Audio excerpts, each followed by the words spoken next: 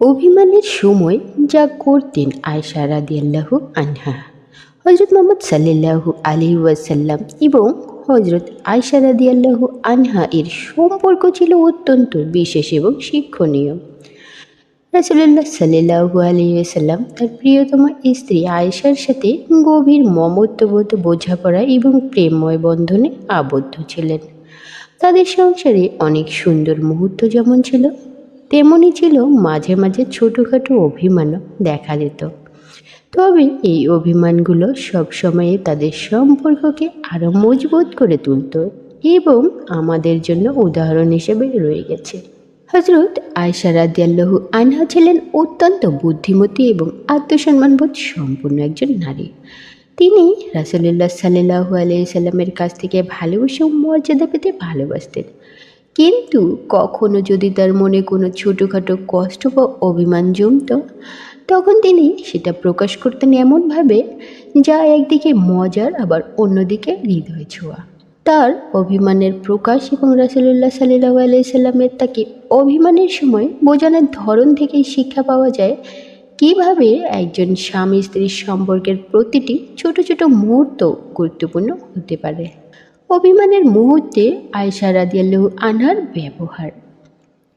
একবার রাসূলুল্লাহ সাল্লাল্লাহু আলাইহি সাল্লাম দেখলেন আয়েশা রাদিয়াল্লাহু আনহা একটু রাগান্বিত, অভিমানী। তিনি তার কাছে গিয়ে জিজ্ঞেস করলেন, আয়েশা, আজ তোমার এই অভিমান কেন? আয়েশা রাদিয়াল্লাহু আনহা কিছুক্ষণ চুপ করে রইলেন এবং সহজে কিছু বললেন না। রাসূলুল্লাহ সাল্লাল্লাহু আলাইহি সাল্লাম তার মুখের অভিব্যক্তি দেখে বুঝতে পারলেন যে তিনি অভিমান করেছেন।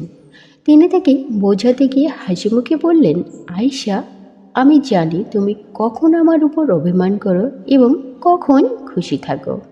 আয়েশা রাদিয়াল্লাহু আনহা অবাক হয়ে জিজ্ঞেস করলেন, তুমি সেটা কিভাবে বুঝতে পারো হে আল্লাহর রাসূল? রাসূলুল্লাহ সাল্লাল্লাহু আলাইহি সাল্লাম উত্তরে বললেন, যখন তুমি আমার উপর সন্তুষ্ট থাকো তখন তুমি বলো মুহাম্মাদের রবের কসম, আর যখন তুমি অভিমান করো তখন তুমি বলো ইব্রাহিমের রবের কসম। এতে তোমার ভালোবাসা বা ঈমান কোনোভাবেই কমে যায় না, শুধু তোমার অভিমান প্রকাশিত হয়। এই কথাটি শুনে আয়েশা রাদিয়াল্লাহু আনহা হাসলেন এবং তার অভিমান দূর হয়ে গেল। তিনি বুঝতে পারলেন রাসূলুল্লাহ সাল্লাল্লাহু আলাইহি সাল্লাম তার মনের অবস্থা সব সময় বোঝেন এবং তাকে সেই অনুযায়ী সম্মান দেন। এই ছোট ছোট কথোপকথনগুলোই তাদের সম্পর্ককে আরো গভীর ও মজবুত করত। রাসূলুল্লাহ সাল্লাল্লাহু আলাইহি সাল্লামের ধৈর্য ও কোমলতা। একবার হজরত আয়েশা রাদিয়াল্লাহু আনহা তার বাড়িতে কিছু খাবার প্রস্তুত করছিলেন এবং রাসূলুল্লাহ সাল্লাল্লাহু আলাইহি সাল্লামের কাছে নিয়ে আসেন। সেই সময় হজরত হাফসা রাদিয়াল্লাহু আনহা ও অন্যান্য স্ত্রীগণও সেখানে উপস্থিত ছিলেন। হঠাৎ করে হাফসা রাদিয়াল্লাহু আনহা এর হাত থেকে একটি পাত্র পড়ে গিয়ে ভেঙে গেল। আয়েশা রাদিয়াল্লাহু আনহা এই ঘটনায় কিঞ্চিত কষ্ট পেলেন এবং অভিমান প্রকাশ করলেন।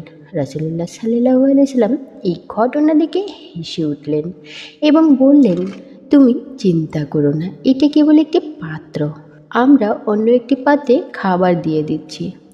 রাসূলুল্লাহ সাল্লাল্লাহু আলাইহি সাল্লাম তার স্ত্রীদের আবেগকে গভীরভাবে বুঝতেন এবং তাদেরকে কখনোই কোনো বিষয়ে আঘাত করতেন না, বরং তিনি তাদের অভিমান ও আবেগকে শ্রদ্ধা করে তাদের মানসিকতা বুঝতেন। তিনি জানতেন পারিবারিক জীবনে ছোটোখাটো সমস্যা হবে, কিন্তু সেই সমস্যাগুলোকে গুরুত্ব না দিয়ে শান্ত, ধৈর্যশীল ও ভালোবাসাপূর্ণ মনোভাব দিয়ে সমাধান করাই উত্তম।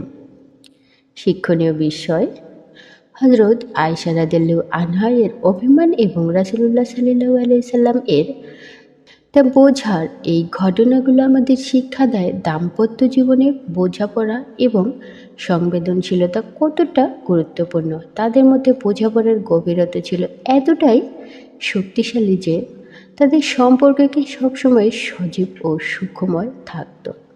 তাদের এই জীবনযাপনের ধরন এবং অভিমান দূর করার পদ্ধতি আমাদেরকে শিক্ষা দেয় যে সম্পর্ককে মজবুত রাখার জন্য পারিবারিক সম্পর্ক ও ভালোবাসা অত্যন্ত গুরুত্বপূর্ণ। রাসূলুল্লাহ সাল্লাল্লাহু আলাইহি সাল্লাম এবং আয়েশা রাদিয়াল্লাহু আনহা এর কাহিনী আমাদের শিখিয়ে দেয় যে কোনো সম্পর্ককে টিকিয়ে রাখতে হলে দরকার বোঝাপড়া, ধৈর্য এবং একে অপরের প্রতি আন্তরিকতা। অভিমান হলে তা সঠিকভাবে মিটিয়ে ফেলা উচিত, যেন সম্পর্কের মধ্যে কোনো বিভেদ না থাকে, বরং সেটা শক্তিশালী হয়।